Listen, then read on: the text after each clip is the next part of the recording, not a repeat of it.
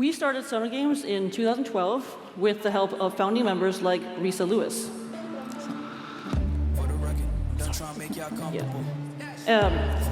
We started this because ultrasound was a skill that had just become mandated in our residencies, and we had a way, and we needed a way of training graduates up to the same level from all across the country. But at the same time, we needed to have a way to educate our masses of senior faculty who never grew up with ultrasound. And so Sono Games started with a lot of creativity and probably even more beer. We started with 20 teams, 20 residencies competing, and that quickly grew to 80. 80 teams representing over half of all EM residencies coming together to compete for that one day. Now, if the video was working, that'd be great. But what you wouldn't see in the video are the 300 consultants standing in the background and just spectating. Because those consultants wanted to get the education too in a safe space and a safe manner. So using games as an educational tool helped really just cement a new skill into a whole specialty in a very short time frame. But what about the students? We have this large group of eager, hungry learners, but they didn't have an outlet. So we went to one of the organizations and said, we have this crazy idea, have a lot of them, and they bought it. And we knew it worked at the resident level with Sono Games, but it was too advanced. It was a lot of complex medical decision-making, advanced procedures, advanced technology. So we scaled it back. We focused on anatomy, physiology, and basic physics, things they were already doing in the classroom. We thought, we can use this with ultrasound. And it worked. We're on our 4th year now of international medical student ultrasound competition. But that's not the amazing part. The amazing part is what happens after. These students take these games home, they replicate them. They have grassroots student-run organizations with education by the learners, for the learners. Yep.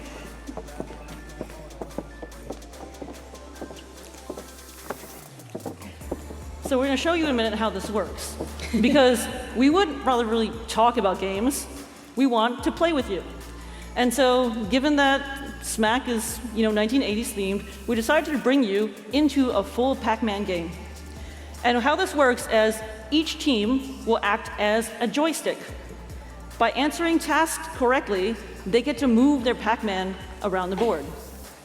We fortunately have a bunch of 10 awesome SMAC juniors who have helped us with this.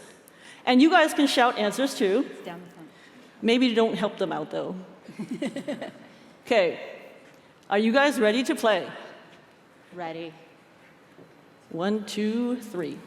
All right, guys. What do you say? No. We've got an answer, Rach. Hokum.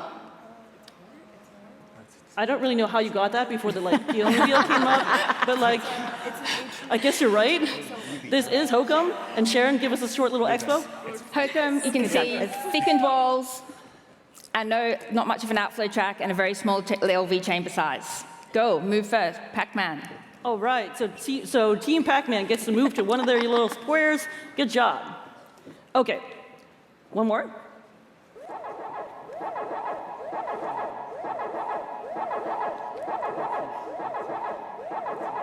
Anyone got it yet?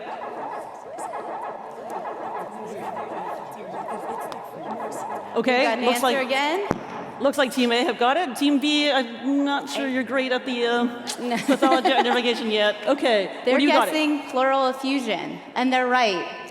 What do you think? Good job, guys. We can see the liver, the diaphragm, and the spine continuing on behind with the lung flopping around like a shark or jellyfish, depending on where you trained, in the free fluid of the pleural effusion. So that means Team A get to advance again. But look, Pac-Man got his cherry.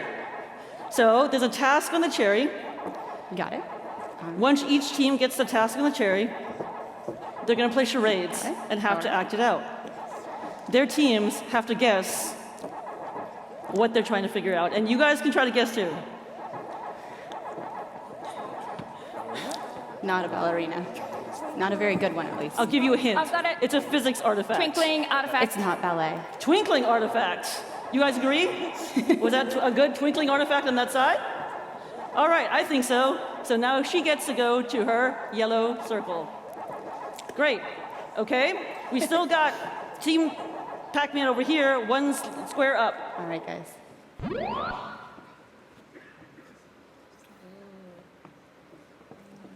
Ooh, this one's hard, I think. It's not a bladder. This applies to our All right. neurologists, I think. They are calling optic nerve sheath widening. Optic nerve sheath widening. What else would you guys call that? Papilledema.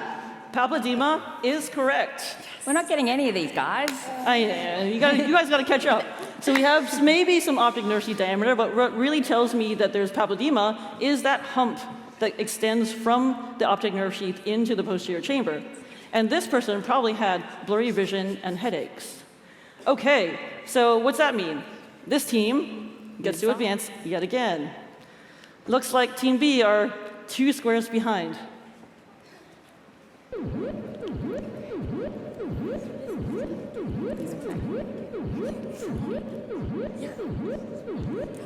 This person probably has a lot of back pain. Hint, hint. It's not a baby. Yay, hydro. Sorry? Hydro. Hydronephrosis is correct. There's a kidney cortex with a dilated renal pelvis. That's hydro. And now Pac-Woman over there gets their red cherry. Okay, so let's see what the task of the cherry is. Okay, you guys ready? Let's act it out. Sorry, I can't. Oh, very good. Yeah? Someone said it. I got nothing here. All right. Yeah, I we're really heard bad at mirror artifact. That was a mirror artifact that she was acting out. So she gets to that square, and now both the Pac women are even. We only got a couple more to go. All right, guys. Let's see your brains. You clearly don't have brawn on this side. Ooh, someone probably has this right now. It's not a bladder. Also back not the pain, bladder. maybe some hypertension, It's in the tummy. pulsating thing. It's a vein. It's a vein. Yep. We've got it. What you got? After many wrong guesses, we Okay. got to AAA. Okay, AAA is correct. There's a big old aneurysm there. An aneurysm counts as 3 centimeters or more, so that's probably about 10. So the Pac-Man gets to advance, and they're at their last circle. Woo! Okay. Mom. What about this one? Oh.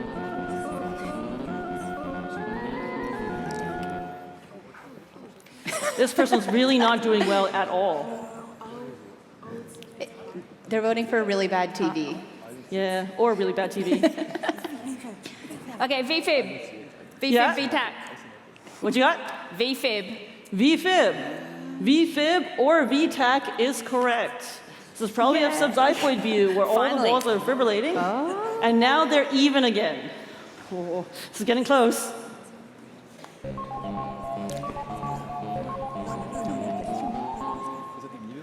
It is not a needle. What do you guys think? Let's shout some things out. No, It's not a needle. That's how far we got. You see a needle in there. We heard lung sliding, also incorrect. What about you guys, Got Sharon? nothing. Nothing? What are they guessing? Needle. Needles. I just said needles were incorrect. It's not. It's not. All right, that's time. Something the surgeon left in? All right, neither of you guys got that one right. Creagh, what is it? This is not a lung biopsy. This is a dynamic air bronchogram consistent with pneumonia. So you can see the white twinkling line inside the lung, not outside the lung. I mean, they're only students. So Can't not really expect pleural much out of them, sliding. right? Yeah, you try. You try. All right, we're down to our last one. All right, guys. Come on, guys. Let's get your What do we cheering think out. it is? I'll give you a hint. This one probably We are hurts. really good at colors on this team. Blocking. Nerve, yep, needle nerve block. Did I hear hint over there? Did you just give them the answer? Nerve block is correct. So your femoral Yay! There's a needle there, and it's hydrodissecting around the nerve, and this person has adequate energy. So guess what? Pac woman gets to enter this triangle, and you hug the ghostie, and now the ghostie is free. And the point of that was that we don't advocate for any phantom scanning. All right. Thanks very much to our SMAC junior volunteers. Oh, almost. Yay. They did a great job, and are really smart, actually, too. And thanks also very much to Kian McDermott and John Balitz, who this would not have been possible to make without. So, in conclusion, So gaming is fun and occasionally funny, but it's bigger than that. It's about thinking outside the box, taking our education outside the classroom. Just because we've always done something one way doesn't mean that's the best way, or that a different way might not be better. We had this crazy idea, and we are often considered crazy, but it worked. We were able to get emergency medicine doctors, intensivists, radiologists, cardiologists, pediatricians, and anesthetists all in the same room peacefully, because they had a similar goal: teaching. Everybody came outside the hospital walls, outside of their comfort zone, to teach. Guards come down, happiness goes up, and collaboration happens. What is leadership if it's not empowering those around you to give them the confidence to unlock their own unique skill sets and shine and share? Gaming is the perfect way to do this. As we break down traditional barriers, we build new bridges between juniors and seniors, different specialties, and between traditional and non-traditional groups of medicine. doing this has given us an opportunity to meet and build relationships with many people across the globe, trainees of all different levels, non-physicians, physicians, sonography schools, paramedic schools, and societal organizations who all want us to help them bring this educational tool to their teaching. It doesn't have to be elaborate. It can be simple, like a card game or a Jeopardy template.